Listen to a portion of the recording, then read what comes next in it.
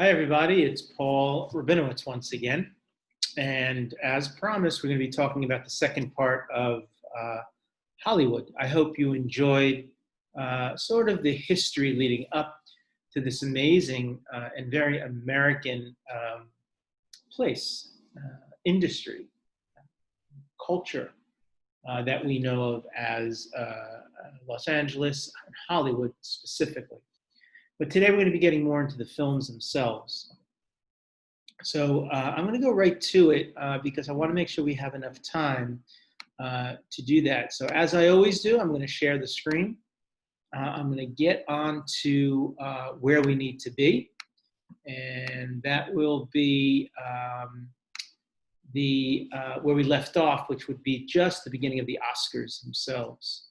So let me get to that. And then I'm going to have to do a little bit of moving forward so we can get to exactly where we did leave off. But that'll just take a second. I'll do a present. So I'll put myself up at the top here. And let me move us forward.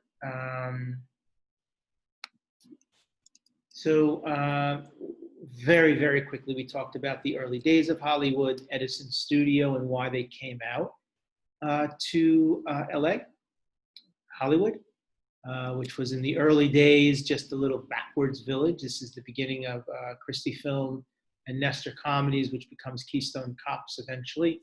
And as we said, that could very possibly be Charlie Chaplin, the Cockney actor from England who came to America and became extremely successful. However, as some of you might know, Charlie Chaplin was actually under indictment during the McCarthy witch hunt.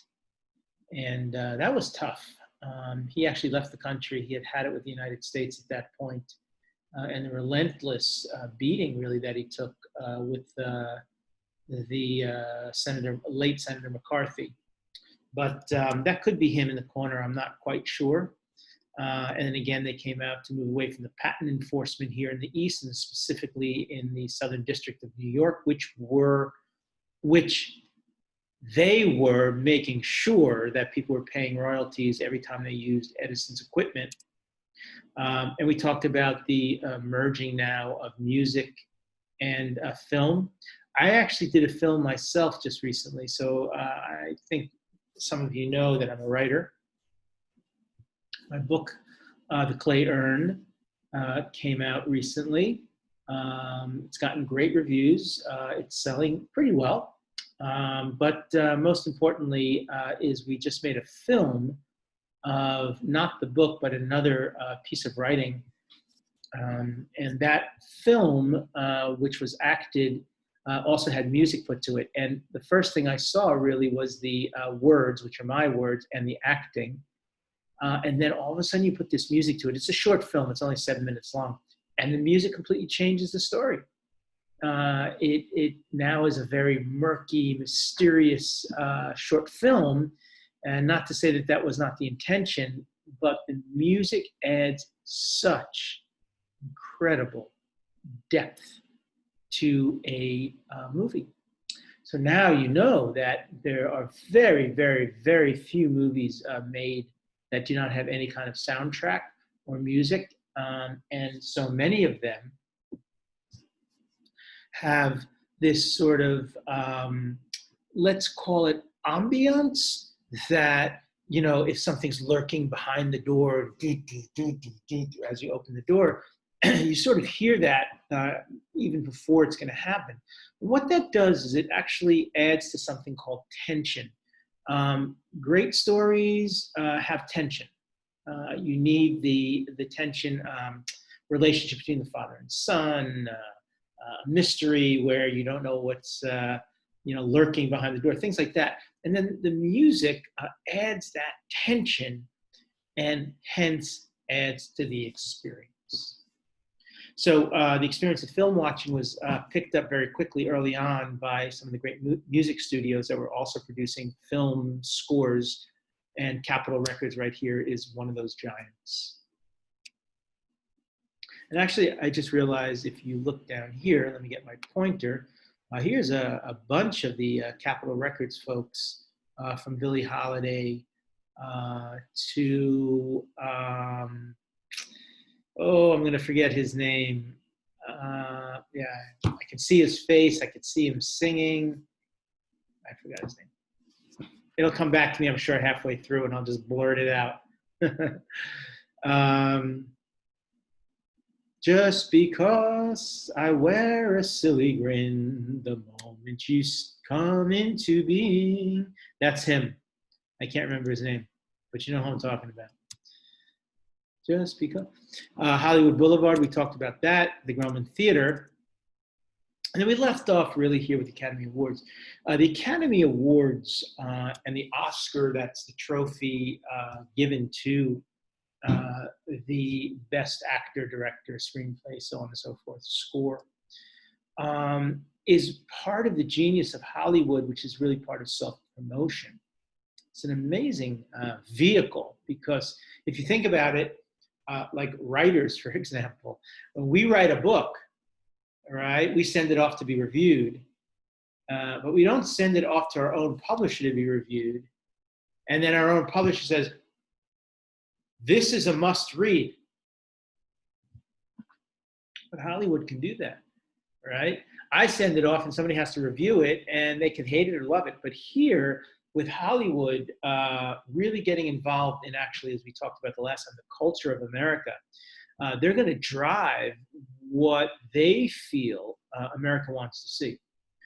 And that doesn't change until the late 1960s, 1970s. I shouldn't say that. Actually, the mid-1950s is when we start to see the first films that really start to break from the Hollywood traditions. I'm talking about Streetcar Named Desire. I'm talking about On the Waterfront.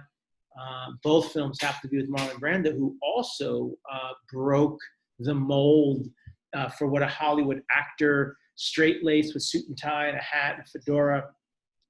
Now you're going to have a guy who's going to appear in a T-shirt. And we spoke about this once before. Marlon Brando actually changed fashion for the world forever, because it was really his showing up in 1954, 53, 54 in Streetcar Named Desire in a white T-shirt, undershirt. And after that, every young boy in America wanted to be like Marlon Brando. They just thought he was the coolest person. And then James Dean immortalized it really with the white T-shirt, but then the cigarette pack rolled up. So that became sort of the beginning of the end of the straight-laced, buttoned-up shirt that young kids were wearing. Some of them would even have ties and so forth. But now it's going to be all about the T-shirt.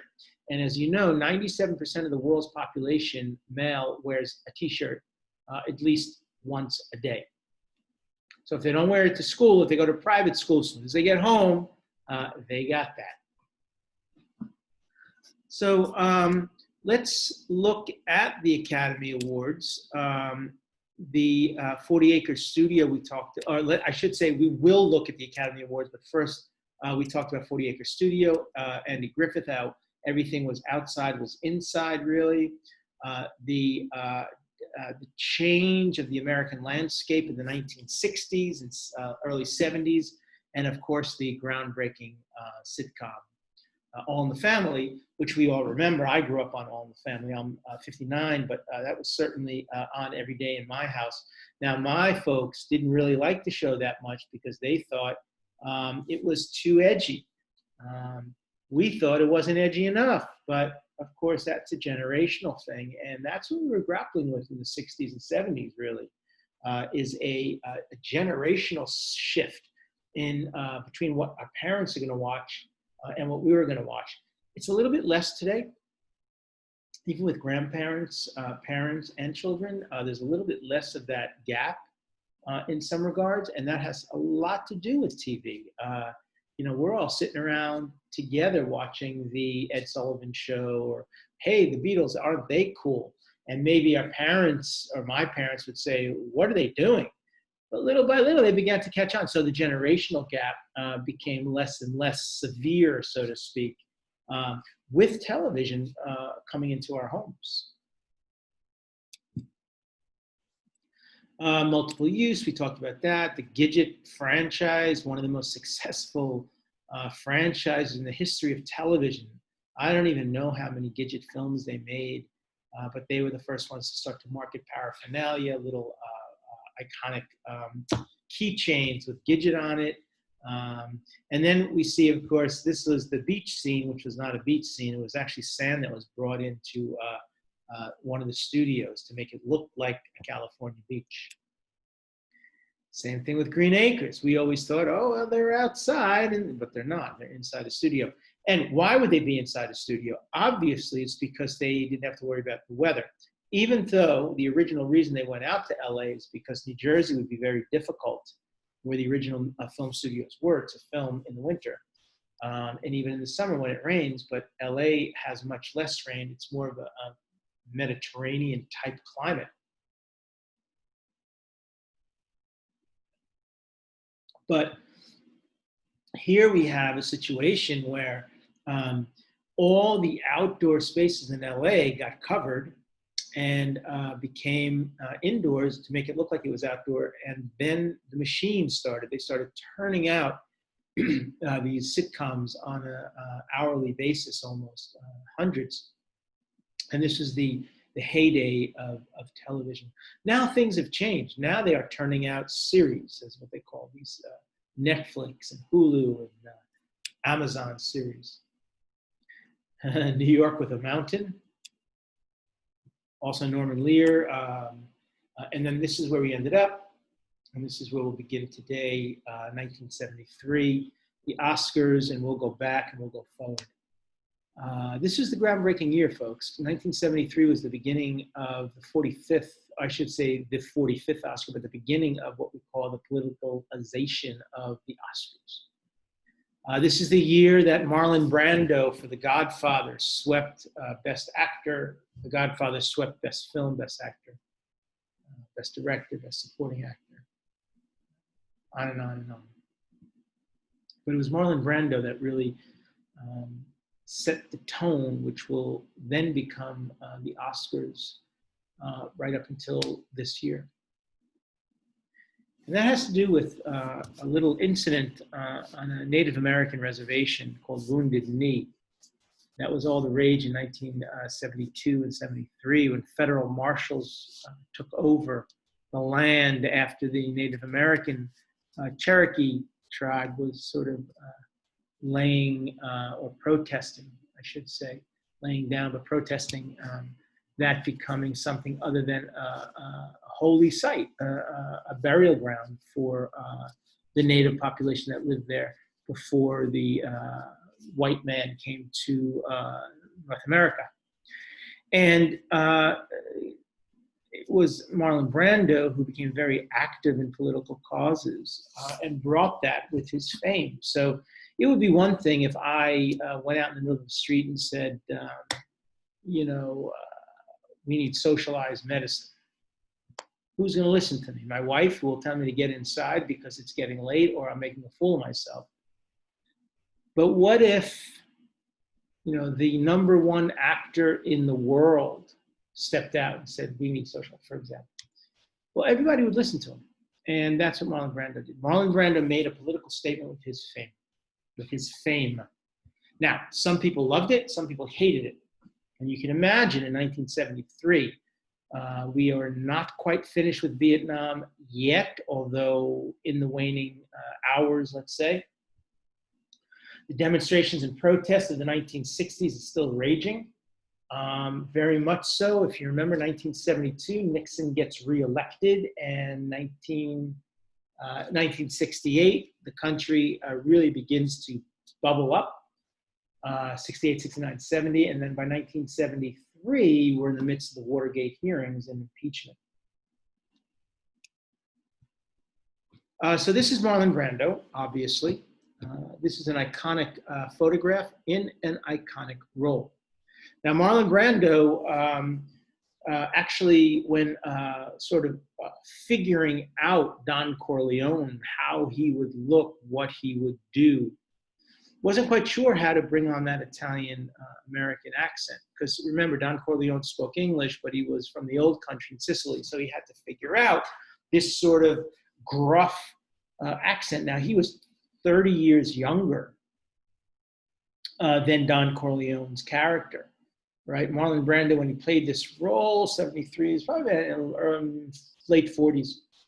But now he had to be a character that was in their late 70s. So he was trying to get the accent. He put these pieces of cotton in his mouth, right? Right after, and he started talking like this. And somebody saw him, and they said, wait a minute, that's it, that's perfect. Not so much as the accent, but the way the pieces of cotton extended his jawline on both sides, which he obviously thought was just amazing. And then they thought, well, maybe we should keep that. And the voice came with it, the gurgly voice, the growling voice. This is a groundbreaking film for so many reasons.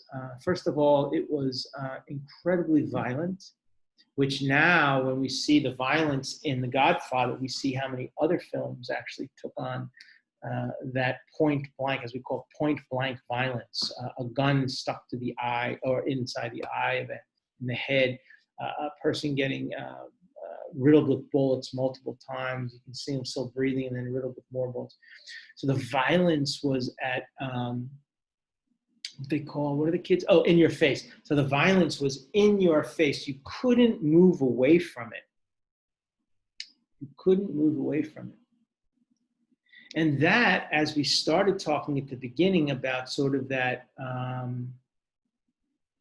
conflict, that became conflict in its own right, that we as viewers had no way to get away from that violence that was so close to us on the screen.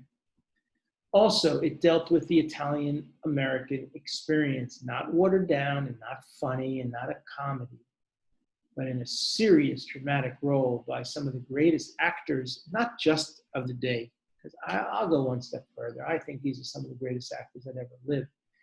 I personally think Marlon Brando is the greatest actor that ever lived, basically because he really changed the vernacular, changed the vocabulary of Americans. You know, if you sit down and say, oh, I'll make you an offer you can't refuse. That was Marlon Brando. That was not in the script. That was Marlon Brando ad-libbing. You should have taken care of me. I was your brother on the waterfront. Like, Stella! All of these iconic Marlon Brando-esque words, phrases came out. And he really turned acting on its head. And so the young Marlon Brando, you can see this was taken probably a couple years after Guys and Dolls. Here's another film that he made, a very, very highly respected film, Guys and Dolls, of course, the Broadway play. And then he played a singing role. He said, well, if I can act, I can sing. Sahin Littlefeather, 1973, accepts the award on behalf of Marlon Brando. Nobody knew what the heck was going on here. She comes up, she reads a statement about her people, and it threw the Oscars on their head. They wanted to shut it down. They wanted to go to a commercial. But what really happened is the day after, when they started to interview people and talk to people. People tuned in. Half of the country didn't want to know from this. This was Marlon Brando. This was Don Corleone. You know, this was machismo, the most macho guy ever to be on a screen, the wild ones. But now he's going to take his fame, give it over to Littlefeather, and see where that goes.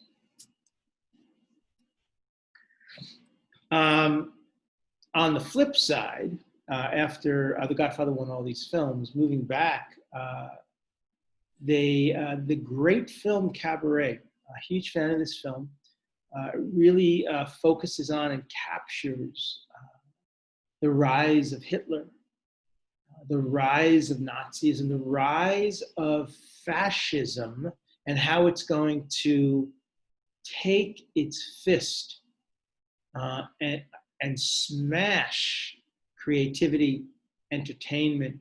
Anything that is not Aryan will be considered degenerate. Degenerate, such a harsh word. And degenerate, it was considered. And so this was a movie, Cabaret, based on a cabaret in Berlin, I believe 1938. So the Nazis were already really establishing their power. And you have such amazing actors and actors, Liza Minnelli, but Joel Grey, just an incredible actor who learned Yiddish, and such an amazing film, an amazing score, but no Best Picture. People don't know why. It certainly had it all. Some people think because maybe it was a musical, maybe, we don't know, but it didn't win Best Picture. Now, here's where we do have a generational divide. My mother, for example, she could watch this film 4,892 times. I could watch it once and barely get through it. I dislike this film for many reasons. But that's not important because I was of the generation now who was starting to focus on Marlon Brando and Paul Newman and Steve McQueen, Ali McGraw. So you have other actors and actresses that are really sort of starting to take, Jack Nicholson starting to take the role away from these Clark Gable type figures and Olivia de Havilland. But Gone with the Wind was that classic triple threat. The script was excellent, the acting was amazing, and the score. But for me, what it didn't hold up to is the realization of certain realities that were part of the Hollywood landscape, but that will change drastically. Now, they tried, and they got very close to what the South really was like, but not the brutality. And it's hard today to talk about that without seeing through that, yet one of the most iconic films of all time. Casablanca, another incredible film with some unbelievably great acting. We know that Ingrid Bergman won an award for this film, but also Humphrey Bogart was incredible. I don't know if you know this, but Humphrey Bogart actually had to have shoes that were about 4 inches higher made for this film. Humphrey Bogart was only about 5'5", and Ingrid was much taller.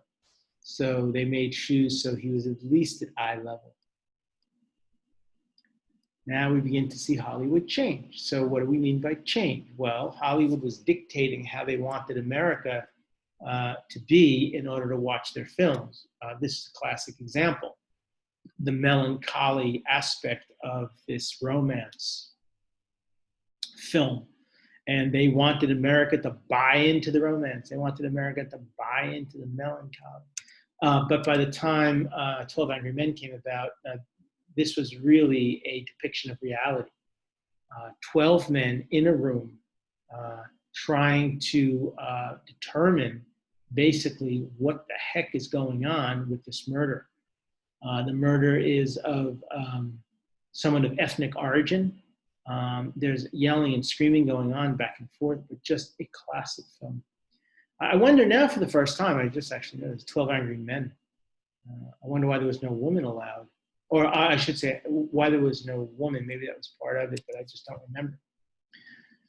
One of my favorite films, Jack Nicholson was just brilliant. This is just a classic film made from the book by Ken Kesey, just an incredible piece of work. Nurse Ratched, ratcheted up a couple notches. But this is another one of those films where Hollywood now was falling behind the eight ball. In other words, Hollywood could no longer keep up with what the public demand was to open up realms that they were unaware of. A love story was simply not enough anymore. A mystery was simply not enough. America wanted to go deeper. They wanted to get more into a psychological aspect of people, things. And even 12 Angry Men hit on the psychology of the jurists. But here we went deeper and really hit on the psychology of people in a mental institution. And what does that really mean? 11 awards for Ben-Hur. This was a 9 winner, but here we have now the first of our 11 winners. That means it swept almost every category, I think, except one maybe. I think 12 would be the maximum, but don't quote me on that. I'm not sure if it's actually 12. It could be 13, but I think 12, I think 11 is sweeping almost every category. Charleston Heston, all right, Metro Goldwyn Mayer, so another great film company puts together this amazing film. And all that they had to do was put on a tale of the Christ. So Ben-Hur was a fascinating film that dealt, I love the film because I love history and I love Roman history and that period of, during 2,000 years ago, during the time that Jesus walked. And I really, a little bit of have an interest in that period. And this really focuses in on that. But they did it through not a direct angle with Jesus, but an indirect angle of what was happening in the Roman Empire. Just had a conversation with somebody about West Side Story last night. Far and away, in my book, the greatest musical ever made. This also now starts to get into psychological realms. Officer Krupke and the father who beats the mother who beats the kid, and this sort of downward spiraling cycle of poverty that the social issues that come about as a result of it. A classic score, classic lyrics, classic acting, just let's call it other level film work. And then again, the psychological drama of Patton. George C. Scott wins an Academy Award. This wins 9. He didn't do much else after that. He did a couple of films, but nothing rising to Patton. I believe that Patton was sort of made for George C. Scott. Now that's a problem in Hollywood sometimes, as we know. They're called character actors. And character actors a lot of times have a really big problem kind of getting it together when it has to do with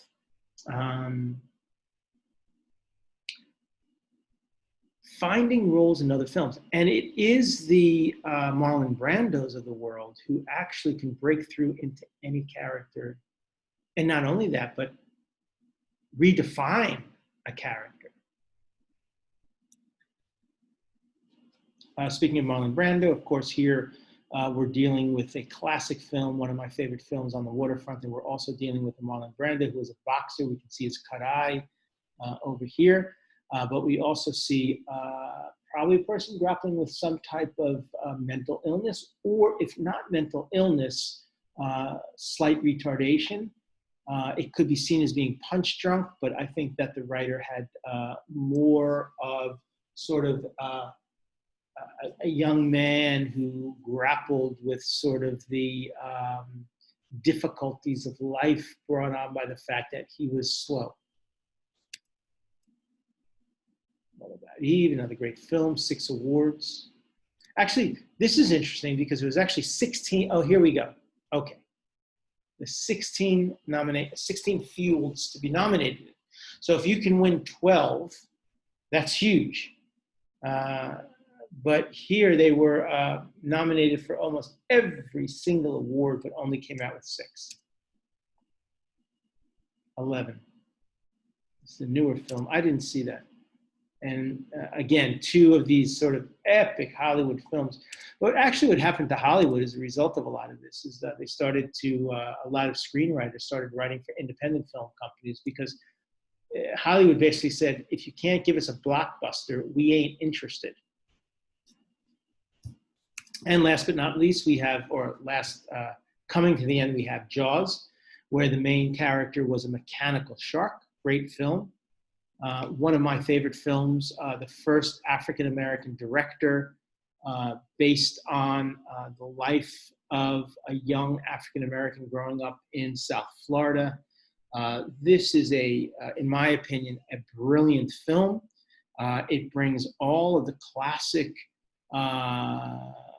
divisions of what a film needs to be. Divisions meaning parts, I should say, not division, parts of the film. Traces the history of a young boy to young manhood. The conflict is he happens to be gay in a society where the overwhelming society, which is African American, where he grows up, really struggles with that. And then of course, family breakdown and how he deals with it in the end. It's a beautiful film. Some loved it, some hated it. My wife wasn't a big fan, but my son and I feel that that's one of the best films of all time. And then, of course, LA Today. That's the restaurant we went to. Beautiful spots and places. This we didn't go to, or we couldn't eat there. This was the rich and famous, but we did walk in and just see what it was all about. This is where the deals are being made. And of course, the Chateau Marmont. This is where Charlie Chaplin stayed. Also, Groucho Marx. So this is sort of the Hotel Chelsea, or the Chelsea Hotel of LA. And the Troubadour, another famous music venue. Beatles, outside of Capitol Records. Whiskey A Go-Go, another iconic space and site. The new building in LA. LA is a booming city. Up until COVID, nothing's booming anymore. That's another story. And then, of course, Sunset Boulevard. And I think we'll come to an end here. That kind of takes us through more or less the history of Hollywood as we know it. So we really begin to get a good idea of how Hollywood became that institution, and perhaps with Moonlight, where it's going to go in the future.